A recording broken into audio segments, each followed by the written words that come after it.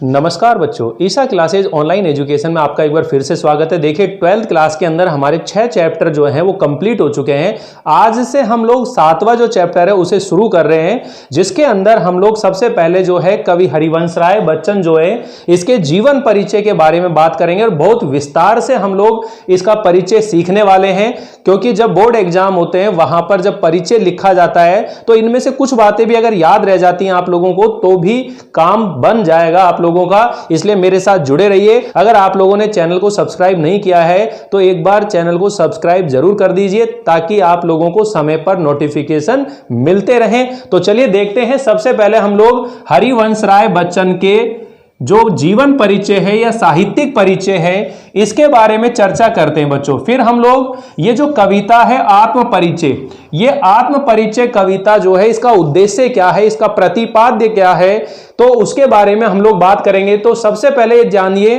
कि जो हरिवंश राय बच्चन है वो हिंदी साहित्य के आधुनिक युग, यानी कि हिंदी साहित्य के अंदर 4 काल हैं। सबसे पहले आदिकाल, भक्ति काल, रीति काल और फिर आधुनिक काल। आधुनिक काल के अंदर एक युग आता है छायावादी युग। छायावाद के अंदर भी उत्तर छायावाद के अंदर, यानी कि छायावाद के अंदर 3 तरह की काव्य परंपराएं थी, जो मैं आप लोगों को हिंदी साहित्य का इतिहास पढ़ाया था उसके अंदर ये सब चीजें बता चुका हूं। तो हम लोग ये जाने कि जो हरिवंश राय बच्चन है वो हिंदी साहित्य के अंदर आधुनिक युग के अंदर जो उत्तर छायावाद का काल था। यहां पर ये लाइन मैंने लिखी है बच्चों, ध्यान दे लेना कि उत्तर छायावाद काल के ये प्रमुख कवियों में से एक कवि हैं और ये आधुनिक हिंदी साहित्य के हालावाद के प्रवर्तक थे। अब ये जानिए हालावाद क्या है। हालावाद हिंदी साहित्य के अंदर एक ऐसा युग आया था जिसके अंदर हालावाद यानी कि हलाहल, यानी कि विचारों को स्वतंत्र रूप से व्यक्त करना, विचारों को स्वतंत्र रूप से व्यक्त करना, जीवन को मस्ती और आनंद से व्यतीत करना, यह क्या था, एक हालावाद युग, जिसके अंदर सुरा सुंदरी, ठीक है ना, सुरा सुंदरी की बात की जाती है। तो वहां पर वो हालावाद के प्रवर्तक हैं। तो अगर आपसे ये पूछा जाए कि भाई हालावाद के प्रवर्तक कौन हैं, तो हालावाद के जो प्रवर्तक हैं वो हैं कवि हरिवंश राय बच्चन। तो बच्चों मैं आप लोगों को बहुत आसान तरीके से ये कवि परिचय याद कराने की कोशिश कर रहा हूं। आप लोग ध्यान से देखते रहें, वीडियो को बिल्कुल भी स्किप ना करें, क्योंकि पता नहीं कब कोई छोटी मोटी बात निकल जाती है जो कि आपके लिए महत्वपूर्ण हो सकती है। तो हमने सबसे पहले जाना है कि हालावाद क्या है। हिंदी साहित्य के अंदर वह काव्य धारा जिसके अंदर कवियों ने अपने विचारों को मस्ती और आनंद के साथ स्वतंत्रता से व्यक्त किया है, वो क्या है, हालावाद। तो हालावाद के जो प्रवर्तक हैं वो कौन हैं, कवि हरिवंश राय बच्चन, इनका जन्म हुआ था 27 नवंबर सन 1907 ईस्वी को। और कहां पर हुआ है, इलाहाबाद में।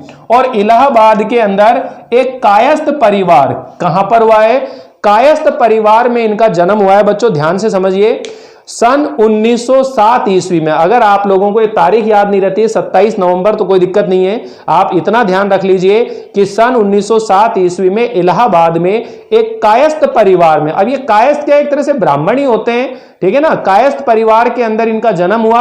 ये जो गोत्र लगाते हैं वो श्रीवास्तव गोत्र लगाते हैं। कौन सा गोत्र लगाते हैं, श्रीवास्तव गोत्र लगाते हैं। लेकिन फिर ये बच्चन कैसे जुड़ा इनके साथ में, इनके नाम के सरनेम के रूप में बच्चन किस लिए जुड़ा, तो इसके बारे में मैं आप लोगों को बताऊंगा, थोड़ा धैर्य रखिए। पहले हम लोग ये देखते हैं कि इनका जन्म कब हुआ है। सन 1907 ईस्वी में इलाहाबाद में एक कायस्थ परिवार में इनका जन्म हुआ है। गोत्र के रूप में श्रीवास्तव लगाते थे, लेकिन बाद में ये बच्चन सरनेम के रूप में लगाने लगे। इसकी पूरी कहानी मैं आप लोगों को सुनाने वाला हूं।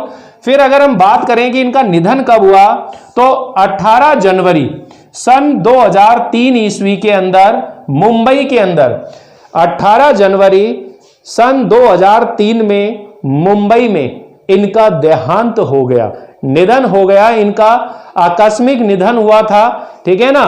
तो इनका निधन हो गया और ये छायावाद काल के जो उत्तर छायावाद काल है उसके प्रमुख कवियों में से एक कवि हैं। इनके जीवन की घटनाएं बहुत अनमोल हैं। सबसे पहले हम ये जानते हैं कि इनको बच्चन क्यों कहा जाने लगा। तो आप ध्यान दीजिए कि जो हरिवंश राय बच्चन थे बचपन से ही बहुत प्रतिभावान थे, टैलेंटेड थे। बचपन से ही कविता लिखना, साहित्य में रुचि इनकी थी। तो उस समय इनको लोग बच्चा बच्चा कह करके संबोधित करते थे। क्या कहते थे? अरे वाह बच्चे, बहुत अच्छा लिखा आपने। उन्हें बच्चा बच्चा कह करके क्या करते थे? संबोधित करते थे। और आगे चल करके उन्होंने बच्चा से बच्चन, बच्चा शब्द से बच्चन शब्द बना है, और ये बच्चन शब्द इन्होंने सरनेम के रूप में लगाना आरंभ कर दिया। तो इस तरह से ये जो बच्चन है, ये इनका सरनेम नहीं है, बल्कि बच्चा शब्द से बच्चन बना है। वास्तविक जो सरनेम है इनका श्रीवास्तव है। इनके पिताजी का नाम अगर हम बात करें तो इनके पिताजी का नाम था प्रताप नारायण श्रीवास्तव। क्या नाम है बच्चों?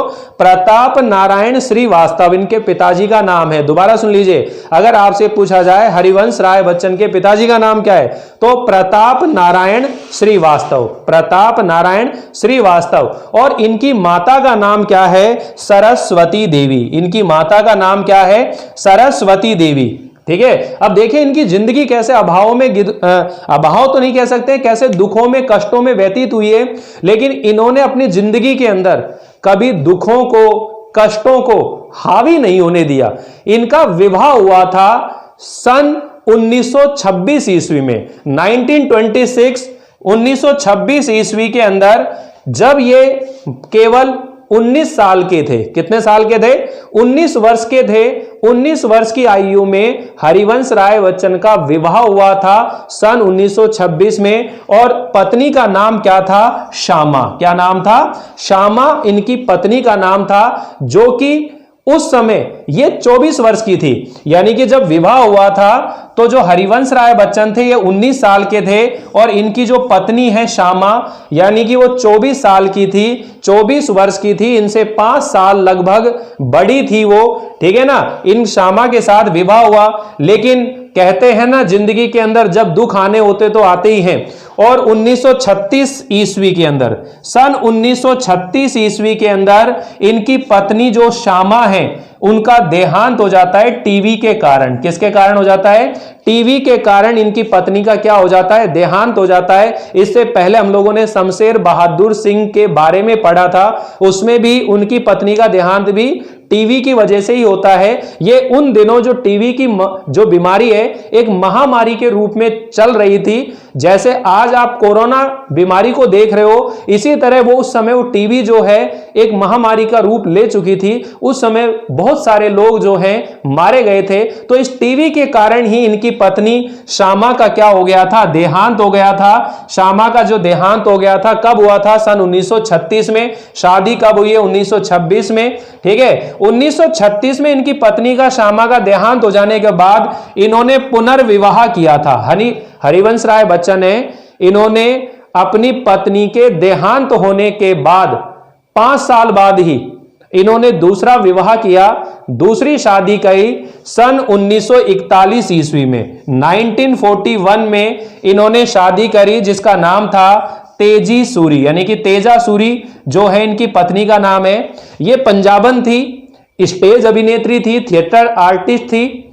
ये जो अभिनेत्री थी, इनके साथ में इनका क्या हुआ?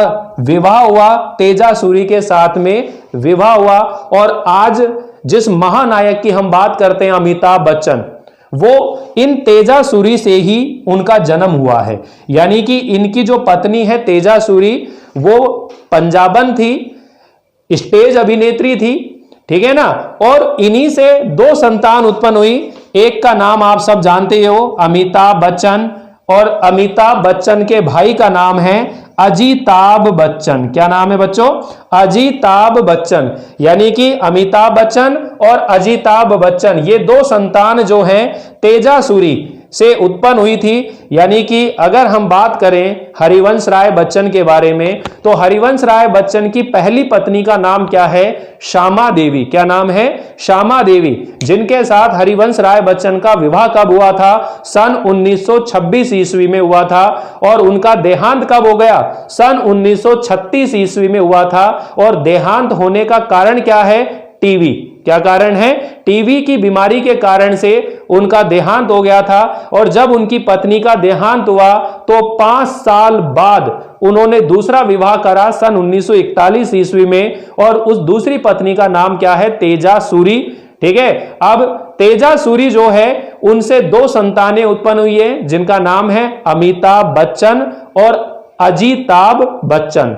अजिताभ बच्चन और अमिताभ बच्चन ये 2 संतान हैं। पिताजी का नाम आप सुन चुके हो, प्रताप नारायण श्रीवास्तव। इनकी माताजी का नाम क्या है? सरस्वती देवी। अब ध्यान दीजिए, इन्होंने इलाहाबाद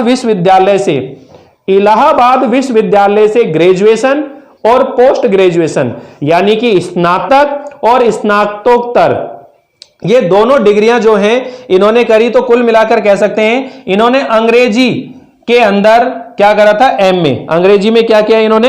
एमए किया था अंग्रेजी से, यानी कि इंग्लिश लिटरेचर जिसको बोलते हैं हम लोग। और फिर इन्होंने कैम्ब्रिज विश्वविद्यालय से पीएचडी की उपाधि प्राप्त करी थी। कैम्ब्रिज विश्वविद्यालय से इन्होंने पीएचडी की उपाधि प्राप्त करी थी और बाद में इलाहाबाद विश्वविद्यालय में क्या हो गई है? प्राध्यापक के पद पर नियुक्त हुए थे। तो इस तरह से हम जीवन के बारे में बात करें, एक बार वापस से शॉर्टकट तरीके से समझने की कोशिश करें। मैंने आपको पहले ही कहा था कि आप लोगों को कवि परिचय रटने की आवश्यकता नहीं है। इनके जो मेन डेटा हैं, यानी कि माता कौन है, पिता कौन है, इनकी पत्नी का नाम कौन सा है, इनका जन्म कब हुआ, इनकी मृत्यु कब हुई, इनकी प्रमुख रचनाएं कौन कौन सी है, ये हिंदी साहित्य के कौन से काल के कवि हैं, ये कुछ ऐसी बातें हैं बच्चों, अगर जिनको आप याद रख लेंगे तो फिर कवि का परिचय लिखने में आसानी रहती है। तो हम ये कह सकते हैं कि कवि हरिवंश राय बच्चन हिंदी साहित्य के अंदर छायावाद, जो उत्तर छायावाद का युग है, उत्तर छायावाद के प्रमुख कवियों में से इनका नाम गिना जाता है। हालावाद के प्रवर्तक माने जाते हैं, ये हालावाद के प्रवर्तक माने जाते हैं। सन 1907 ईस्वी में इनका क्या हुआ था? जन्म इलाहाबाद में, एक कायस्थ परिवार में इनका जन्म हुआ। इनके पिताजी का नाम क्या है? प्रताप नारायण श्रीवास्तव। क्या नाम है? प्रताप नारायण श्रीवास्तव।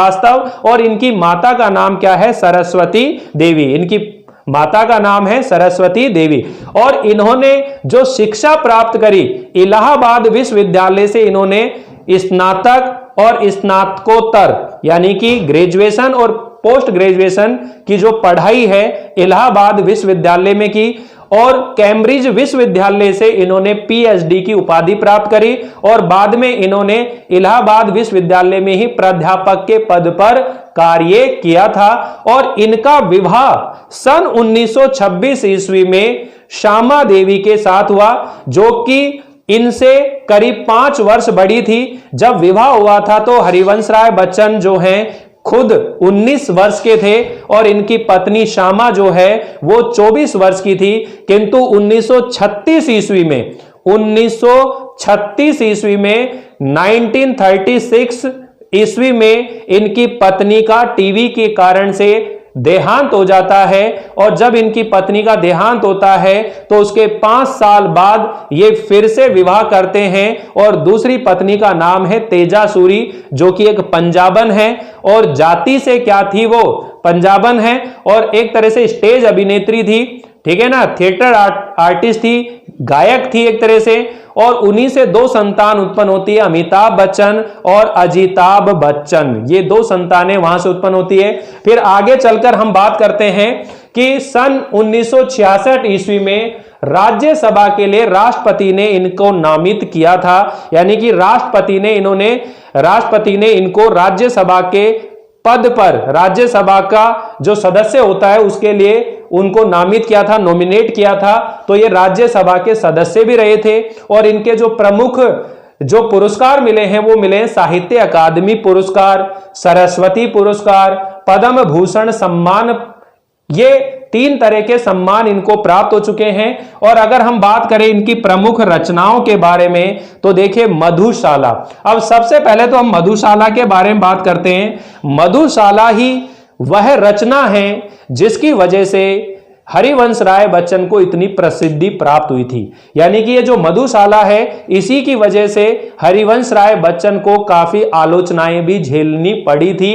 तो मधुशाला ही उनकी प्रसिद्धि के कारण है। इसी तरह उन्होंने मधुबाला, मधु कलश, निशा निमंत्रण, आकुल अंतर, ठीक है, और एकांत संगीत, मिलन यामिनी, सतरंगिणी, आरती और अंगारे, नए पुराने झरोके, टूटी फूटी कड़ियां, ये इनकी प्रमुख क्या है, रचनाएं हैं। और देखिए ये जो निशा निमंत्रण जो है, इनके काव्य संग्रह का नाम भी निशा निमंत्रण है। और ये जो चैप्टर हम लोग पढ़ने वाले हैं आत्म परिचय, ये इनके निशा निमंत्रण संग्रह से संकलित एक गीत है और बहुत प्यारा गीत है, बहुत अच्छा गीत है। आपने हरिवंश राय बच्चन को सुना होगा या नहीं सुना होगा, लेकिन आपने कुमार विश्वास को जरूर सुना होगा। उसके गीत आपने कई बार सुने होंगे, बहुत प्रसिद्ध है। कोई दीवाना कहता है, कोई पागल समझता है।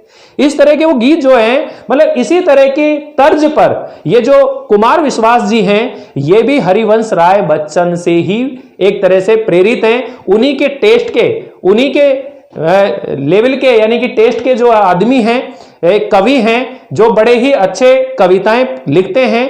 आज के युवाओं को एक ऐसा संदेश देते हैं कि अपनी जिंदगी के अंदर दुख दर्दों को सहन करते हुए और जिंदगी के अंदर आनंद और मस्ती के साथ हमें जीवन जीना चाहिए, इस तरह का संदेश देते हैं। तो ये जो आत्म परिचय कविता है, ये बहुत प्यारी कविता। इसका एक पद मैं आपको जरूर सुनाना चाहूंगा। क्या है बच्चों, ध्यान सुने। मैं जग जीवन का भार लिए फिरता हूं, फिर भी जीवन में प्यार लिए फिरता हूं। कर दिया किसी ने झनकृत जिसे छूकर, मैं सांसों के दो तार लिए फिरता हूं। अभी अपनी क्लास लगेगी तो उसके अंदर देखना, बड़ा आनंद के साथ इसका पाठ पढ़ेंगे, बहुत मजे आने वाले हैं। लेकिन सबसे पहले देखिए, मैं ये कहना चाहता हूं कि हरिवंश राय बच्चन के ऊपर कितने दुख आए, कितने संघर्ष करे, लेकिन उन्होंने अपनी मस्ती और आनंद से जीने का जो जीवन है उसे कभी त्यागा नहीं उन्होंने। वो कहते हैं कि जब व्यक्ति अपने आप को पहचान लेता है तो वह उसे हर जगह मस्ती मस्ती, आनंद ही आनंद दिखाई देता है। तो अगर आपसे पूछा जाए कि ये जो आत्म परिचय कविता है, इसका मूल भाव क्या है, इसका प्रतिपाद्य क्या है, तो आपने बताना है आत्म परिचय कविता में कवि हरिवंश राय बच्चन ने स्वयं का, आत्म का मतलब ही क्या होता है, स्वयं, स्वयं का परिचय कराते हुए, स्वयं का परिचय देते हुए बताया है कि अपने आप को जानना इस दुनिया को जानने से ज्यादा कठिन है।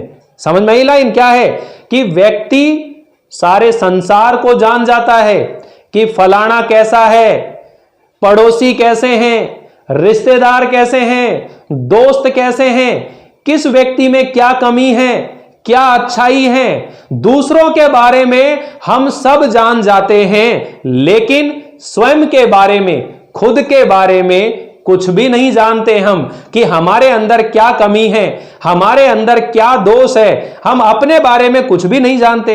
तो कवि हरिवंश राय बच्चन कहते हैं कि अपने आप को जानना इस दुनिया को जानने से बहुत ज्यादा कठिन है। इस दुनिया के साथ हमारा जो संबंध है, अब बेटा दुनिया से मतलब समझो, दुनिया का मतलब ये पूरा संसार नहीं है।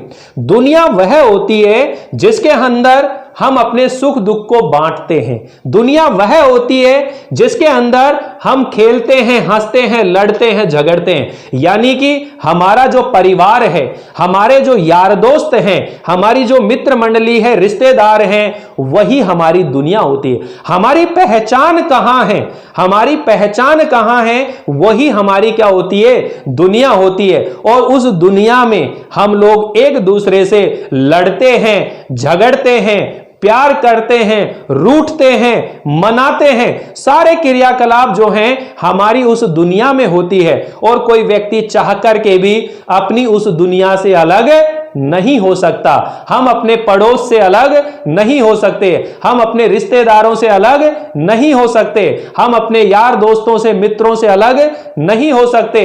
हम जितने भी हमारे सगे संबंधी हैं, मित्र हैं, इनसे हम अलग नहीं हो सकते।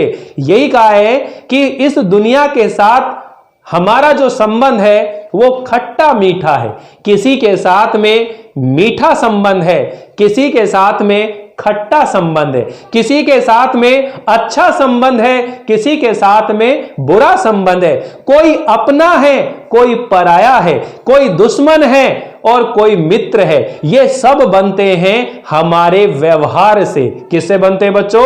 ये सब बनते हैं हमारे व्यवहार से। जिस चीज को हम अपना मान लेते हैं, जिस चीज को हम अपना मान लेते हैं, उसी से प्रेम हो जाता है। और जिसको हम अपना नहीं मानते, उससे हमारा कभी भी अपनापन नहीं जुड़ सकता।